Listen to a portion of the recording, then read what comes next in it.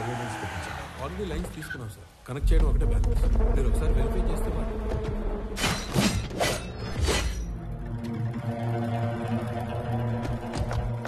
ఎవరు మీరు? నీ 200 ఎకరాల్లోకి వస్తేనే ఎవరు నువ్వు, ఎవరు రానిచ్చారు అని అడుగుతున్నాడు. 682 చదరపు కిలోమీటర్లున్న నా వైజాగ్ కాన్స్టిట్యున్సీలోకి వచ్చి 1000 మందికి ఉద్యోగాలు, 100 కోట్ల ప్రాజెక్టు కడుతుంటే ఏరియా ఎక్స్ఎమ్మెల్యేని నేను అడగొద్దా ఎవరు నువ్వు, ఎవరు రానిచ్చారు అని? ప్లీజ్ సార్, గొడవ చేయకండి, కూర్చొని మాట్లాడుకుందాం. నేను మాట్లాడడానికి వచ్చాను కాబట్టి నా మనుషులు ఇంకా వెనకే ఉన్నారు, మీరింకా బతికే ఉన్నారు. అది కాదు సార్, నేను చెప్పింది కూడా చెప్పానండి. నేను చెప్తున్నాను, నువ్వు వినో. ఈ కంపెనీ ఇక్కడున్నంత కాలం బిజినెస్ లో 10% నాకివ్వాలి. సార్, ఇది కొన్ని వేల మంది కష్టం. దీన్ని ఎవరికి ఊరికే ఇచ్చి వాళ్ళ కష్టాన్ని అవమానించలేను. I'm sorry sir. 50 మందా? వీడు అసలే ఎవరి మీద చేయి కూడా ఎత్తడు. ఎలా బయటపడ్డాడు అసలు? మా నాన్న ఒకటే చెప్పారు, ఇద్దరి మధ్య గొడవ వస్తే ముందుకెళ్ళి కొట్టేవాడు కామన్ మ్యాన్ అవుతాడు, టేబుల్కి అటు ఇటు కూర్చొని ప్రాబ్లమ్ సాల్వ్ చేసుకునేవాడే బిజినెస్ మ్యాన్ అవుతాడు. నా కంపెనీలో 10% లాభాలు అడుక్కోవడానికి వచ్చిన వాడి కోసం ఆ కంపెనీ ఓనర్ని చంపడానికి వచ్చే అంత తెలివి తక్కువ వాళ్ళు కాబట్టే వాడి మిమ్మల్ని పనిలో పెట్టుకున్నాడు. ఏ మాత్రం తెలివి ఉన్నవాడైనా 100 రూపాయలు సంపాదించే వాడి వైపు ఉంటారా, అందులో 10 రూపాయలు అడుక్కోవడానికి వచ్చిన వాడి వైపు ఉంటారా? అండ్ ఆఫ్ కోర్స్ మిమ్మల్ని పోషిస్తాడు కాబట్టి. అది ఎప్పటి వరకు? మీకు రేపు 40-50 ఏళ్ళు వచ్చి ఒంట్లో బలం తగ్గాక అప్పుడు కూడా పోషిస్తాడా? మీకు ఇదంతా మానేసి ఏదో పని చేసుకోవాలని ఉంటుంది, కానీ మీ బ్యాక్గ్రౌండ్ చూసి ఎప్పుడూ పని ఇవ్వడం. నేనిస్తా. మీరు గౌరవంగా బతుకుతాను అంటే నా కంపెనీలో మీ అందరికీ ఉద్యోగాలు నేనిస్తాను. రోజు 8 గంటలే పని. వాడిలా ఎప్పుడు పడితే అప్పుడు పిలవను. ఇలాంటి వాటికి అస్సలు పిలవను. 60 ఏళ్ల దాకా పని, దాటాక పెన్షన్. చచ్చేదాకా ఎవ్వడి మీద డిపెండ్ అవ్వక్కర్లేదు. నా కంపెనీకి డెలివరీ బాయ్స్ కావాలి. ఈ ఏరియాలో అణువు తెలిసిన మీకంటే క్వాలిఫైడ్ ఇంకెవరుంటారు? ఆలోచించుకోండి. నాతో కలిసి పని చేయాలనుకుంటే మీలో ఉన్న రౌడీని చంపి నాతో రండి. కాదు, వాడి కిందే పని చేద్దాం అనుకుంటే నన్ను చంపి లోపలికి వెళ్ళండి. వాడేంటో కథలు చెప్తుంటే వింటారేంట్రా? ఏసేయండ్రా.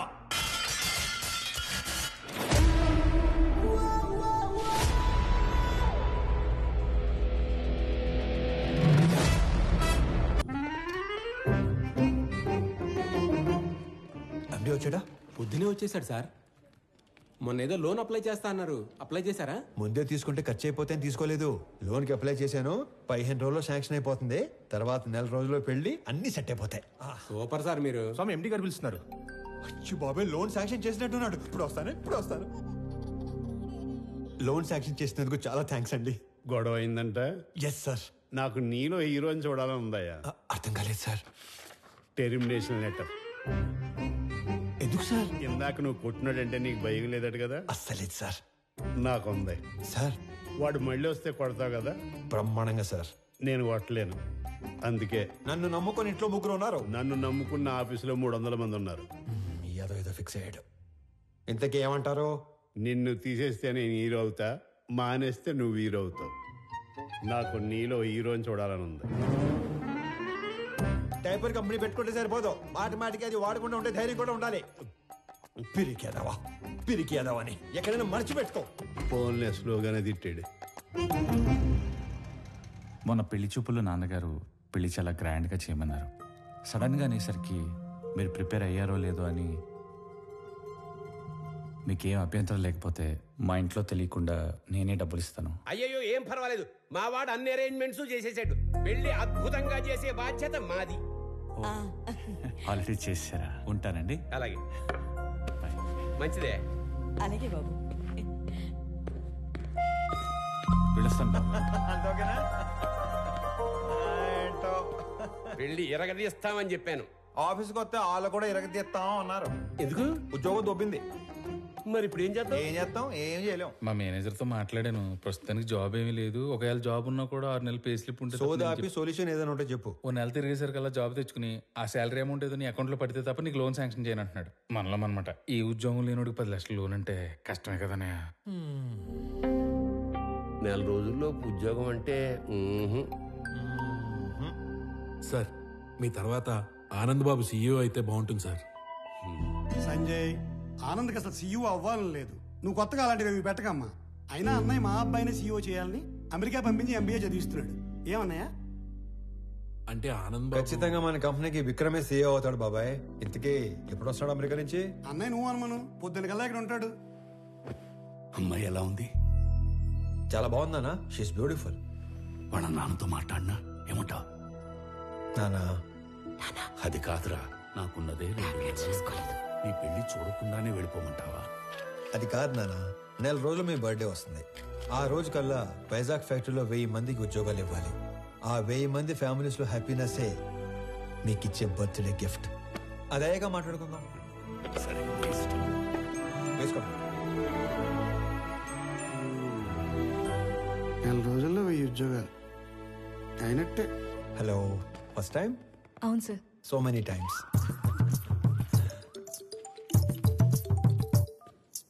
ఫోన్ చేసి మాట్లాడదేంటి? హలో అన్నయ్య, బావ మీట్ అవుదామంటే కాఫీ షాప్కి వచ్చాను. నువ్వు పెళ్లికి ముందే మీటింగ్లు పెట్టుకుంటే. Sorry brother, sorry. హలో అన్నయ్య, నువ్వు పెళ్లికి ముందే మీటింగ్లు పెట్టుకుంటే పెళ్లి టైంకి మేము సెటిల్మెంట్లు పెట్టుకోవాల్సి వస్తుంది. అసలు ఒకసారి ఎందుకు వెళ్ళావు? నా ఫ్రెండ్తో కలిసి వచ్చాను అన్నయ్య.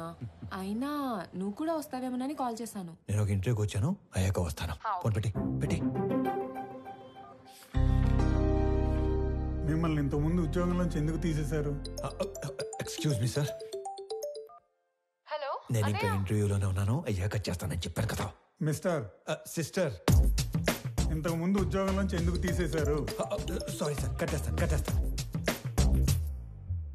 ఇందుకే ఇంతకుముందు ఉద్యోగంలో తీసేశారు. సార్, మీరు హెచ్ఆర్ గా మానేసి డిటెక్టివ్ గా జాయిన్ అయితే చాలా బ్రైట్ ఫ్యూచర్ ఉంటుంది. చూసింది చాలు, నిజమే. ఈ తొక్కలు వచ్చాడు.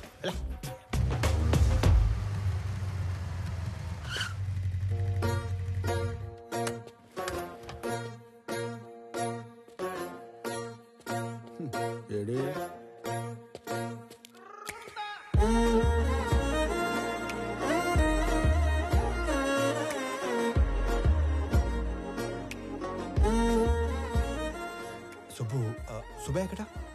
నేను సుబ్బు ఫ్రెండ్ని. ఓ, పెద్దవాళ్ళకి ఫుడ్ ప్యాకెట్స్ ఇద్దామని కార్ ఆపితే వీళ్ళని ఏడిపిస్తున్నారు. నాన్నకి ఫోన్ చేద్దామని చూస్తే నాది సుబ్బు ఫోన్ ఎక్స్చేంజ్ అయిపోయింది. Okay, I leave, you guys carry on. Bye. ఓ, టైల్ లిస్ట్ చూస్తే అన్నయ్య అని ఉంది. అన్నయ్య అయితే ఏ ప్రాబ్లం నుంచి అయినా సేవ్ చేస్తాడని నేనే మెసేజ్ చేశాను. అన్నయ్య ప్రాబ్లం ఉన్నా అని మెసేజ్ చేస్తుంది భయ్యా. ఈ పాపకి నాకు ఎలాంటి సంబంధం లేదు, కానివ్వండి. దానికి నాకు ఎలాంటి సంబంధం లేదు. మరి నువ్వేంటి, నీ హైట్ ఏంటి, నీ ఫిజిక్ ఏంటి, నీ కలర్ ఏంటి? అసలు నువ్వు నన్ను అన్నయ్య అనొచ్చా? ఆ మాటకు వస్తే నువ్వు ఈ ప్రపంచంలో ఎవరైనా అన్నయ్య అనొచ్చా? అందుకని వదిలేసి వెళ్ళిపోతారా? నువ్వు అదే నంబర్ నుంచి బంగారం, నేను చాలా ప్రాబ్లమ్స్ లో ఉన్నాను, వచ్చి నన్ను సేవ్ చేయవా అని మెసేజ్ పెట్టి ఇదే లొకేషన్ మళ్ళీ పెట్టు, అప్పుడు ఆలోచిస్తాను. హలో, ఏంటి హీరోయిజం చూపిస్తున్నావా? అంతుందా? చూపించాలని నాకు ఉంది, అసలు నీకంతుందా? హీరోతో మాట్లాడుతున్నావు తెలుసా? ఎవరు రైట్కి నా డైలాగ్ ఇచ్చింది? నువ్వు మెసేజ్ చేస్తున్నావు లేదా? అబ్బాయి కన్ఫర్మ్, ఈసారి అడ్రాను, మీ ఇష్టం. హలో ఓయ్, అడు రాడు గాని మనం చూసుకుందామా? బంగారం, నేను ప్రాబ్లంలో ఉన్నాను, వచ్చి నన్ను సేవ్ చేయవా? నేనే రానుకో, అలిగాను. ప్లీజ్ రా, నా బుజ్జి కాదు, నా బంగారం కాదు, రా నాన్న.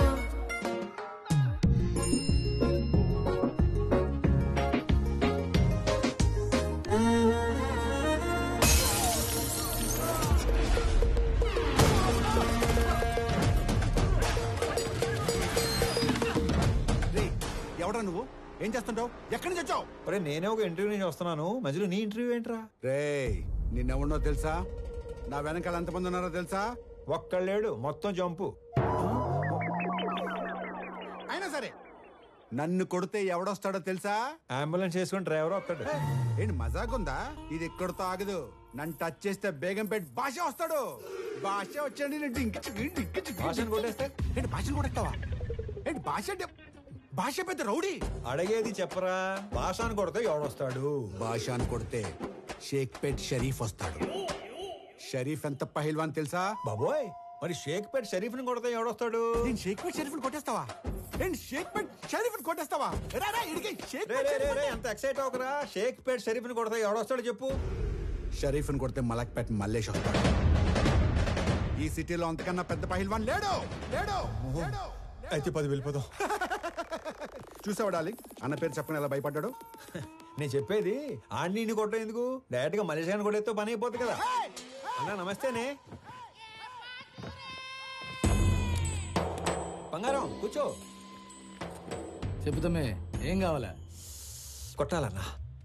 తినే టైంలో వచ్చి నోరు తెరిచి కొట్టాలా అన్నావు. ఎవడైనా కొడు. ఎవరిని కొట్టాలా? నిన్నే కొట్టాలన్నా. తమ్మి మజాక్ చేస్తుండు. లేదు, నిన్నే కొట్టాలి. నన్ను కొట్టుడేందిరా? ఆడు మా లేడీస్ తో ఎక్స్ట్రా చేసాడు. గాడి మీ లేడీస్ తో ఎక్స్ట్రా చేస్తుంటే గాని కొట్టాలి కానీ నన్ను కొట్టుడేందిరా సంబంధం లేకుండా? చేతనైతే గాని కొట్టు. ఆడిని కొడితే బేగంపేట భాష వస్తాడంటనా? నీకు దమ్ముంటే ఇళ్ళ బేగంపేట భాష గాని కొట్టుపోయి. ఆ భాష గాని కొడితే షేక్పేట్ షరీఫ్ వస్తాడంటనా? అరే నువ్వు మగాని అయితే షేక్పేట్ షరీఫ్ను కొట్టవా. ఆడిని కొడితే మలక్పేట మల్లేష్ వస్తాడంటనా? నువ్వు హీరో అయితే వీళ్ళ మలక్పేట మల్లేష్ గాని కొట్టు. ఆడిని కొడదానో వచ్చానన్నా. రే అందరూ నన్ను తేడాగాడంటారు. నువ్వేందిరా తేడా రాజ్యానికి యువరాజులో తయారయ్యావు. కొట్టాలన్నా. పిల్లడు కథని మాట్లాడుతుంటే కామెడీ చేస్తావేంట్రా పైలాన్స్?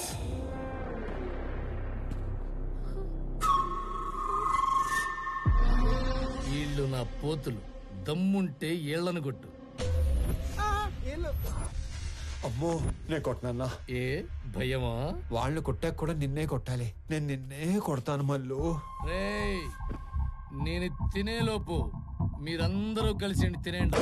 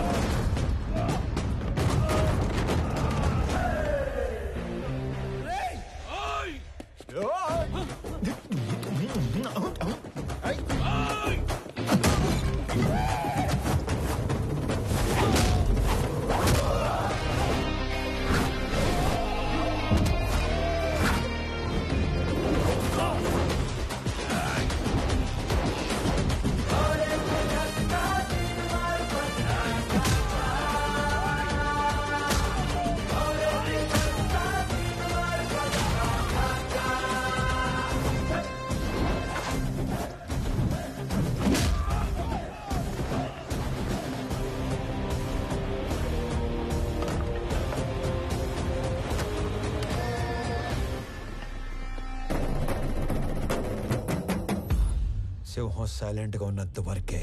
వన్స్ అది వైలెన్స్ లోకి దిగాక తర్వాత ఏంటి సగం చెప్పి ఆలోచిస్తున్నావు? పూర్తి చేయి. అసలు నీ ముఖానికి సగం వార్నింగే ఎందుకు వేస్ట్ చేశానా అని ఆలోచిస్తున్నాను. హలో, వెళ్ళరానా? వెళ్ళు. రే, అరుస్తున్నావేంట్రా? మళ్ళీ రాకు. బయలుదేరు. అమ్మడు, ఆ మిథున్ చక్రవర్తి జంపా. ఓకే, నడు. హలో హలో, మిమ్మల్ని వాళ్ళెవరో ఏడిపిస్తే వీళ్ళని ఎందుకు కొట్టారు? మనకి ఇంట్రెస్ట్ ఉన్న అమ్మాయికి ప్రాబ్లం వస్తే ఆ ప్రాబ్లం మళ్ళీ రానియకుండా చేయాలి. ఇంట్రెస్టా? పేరేంటి? ప్రణవి. పాప Pranavi, I love you so much. పేరు అడిగి లవ్ చేస్తున్నా అని చెప్తారా ఎవరైనా? పెళ్లి చూపుల్లో అయితే అప్పుడే పేరు అడిగి వెంటనే పెళ్లి చేసుకుంటారు. మే ఐ లవ్ యూ చెప్పకూడదా? ఎందుకు కన్సిడర్ చేయాలని నువ్వు ఫీల్ అవుతున్నావు కాబట్టి నా గురించి చెప్తున్నా. నా పేరు స్వామి. ఆ మధ్య ఉద్యోగం ఉండేది, ఈ మధ్య దొబ్బింది. నేను పెద్ద పతివ్రతనని చెప్పను గానీ పర్లేదు, కొంచెం మంచోండి. అందరి అబ్బాయిలాగా నేను ఇంతవరకు ఎవ్వరిని లవ్ చేయలేదు. ఫస్ట్ టైం నిన్ను చూసాకే వేణులు మోగాయని మాత్రం చెప్పను. 3 ఏళ్ల క్రితం ఒక అమ్మాయిని గట్టిగా లవ్ చేశాను. ఆ అమ్మాయి నాకంటే గట్టిగా ఉన్నట్టు పెళ్లి చేసుకుని వెళ్ళిపోయింది. Bad luck. నాకు పెద్దగా బ్యాడ్ హ్యాబిట్స్ ఏం లేవు.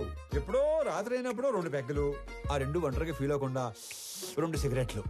నీకేనా అలవాటు ఉందా? చిచి, అమ్మయ్యా, బతికించావు. ఇకపోతే 1800 స్క్వేర్ ఫీట్ ఇల్లు, 21 inches TV, single door fridge, 2 wheeler బండి. ఇది నీ అత్తారిల్లు. అప్పుడే అత్తారింటి దాకా వెళ్ళిపోయావా? అప్పుడే అత్తారింటి దాకా ఏంటి? రేపు మనకి 2 పిల్లలు పుట్టాక, నేను నడుము మీద 2 మడతలు పట్టాక, నేను పొద్దునే లేపి జాగింగ్ పంపాలా వాకింగ్ పంపాలా అని ఆలోచించేదాకా వెళ్ళిపోయాను. కాబట్టి నువ్వు బాగా ఆలోచించి పెళ్లి ఎప్పుడు చేసుకుందాం డెసిషన్ మా చెల్లికి చెప్పు. సరేనా బంగారం? తొందరగా మీ ఇంటికి వెళ్ళిపోయి వెంటనే మా ఇంటికి వచ్చాయి. ఓ ఎక్కువ చించేయకు, చిప్పు దొబ్బుద్ది. గోకుంది చాలు, ఇంటికెళ్ళు.